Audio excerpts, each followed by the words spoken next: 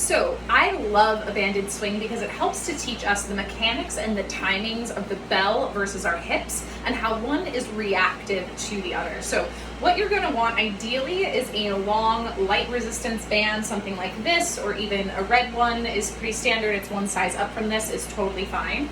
If you don't have that, a long band does work. Once again, you don't want a crazy amount of resistance here. This isn't ideal, so if you have this, opt for this, but this can work too, and I'll show you both. So first off, you want to set this up the correct way, so let me show you how to do that. What you're going to do is you're going to take your kettlebell, and you're going to thread the band through the handle, and then thread the band through its own loop to create an anchor here right on the handle. Now from there, once you have that, you're going to set up that band like a triangle, just like you would typically set up your kettlebell swing. And you're going to step on that band with the band mid-foot. Really important that it's mid-foot. It's not under the heel, it's not under the ball of the feet or the toes, mid-foot, so you're really anchored. And then everything else is the same. You would set up your kettlebell swing, tip your hips back, tip the bell back, puff that chest up. And then from here, start, stop, swing. You can hike, follow through, drop to the ground if you have those start, stop swings, or you might even have continuous swings. We're going to do that same thing, like so. So a few things you want to keep in mind, especially for the first time that you're trying this, is you may feel the resistance on that band pull your feet up, right? Super important to think that the very first rep you do, you're going to drive your feet through the ground hard.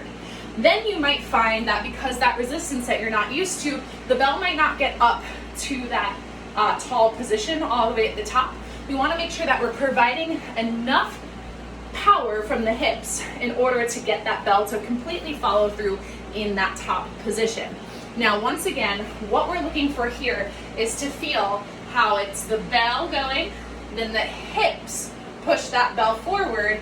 We wait till the very last second for the hips to break, and then we either repeat or take it back down to the floor. So once again, it goes hips, bell, bell, hips, hips, bell, bell, hips. And what helps initiate the hips is the push down through the feet, squeeze, contracting thighs, glutes, abs, all turned on, really solid, pushing through the floor strong, making sure that bell gets all the way up to shoulder level, no higher. We're packing those lats, we're keeping that chest proud without arching the back. Now, instead, if you have a long band like this, what you're going to do simply is you're going to thread it through, find that halfway point on the band, and then same thing, you're going to make a V shape, and then you're going to make sure that that band is mid-foot securely under that foot.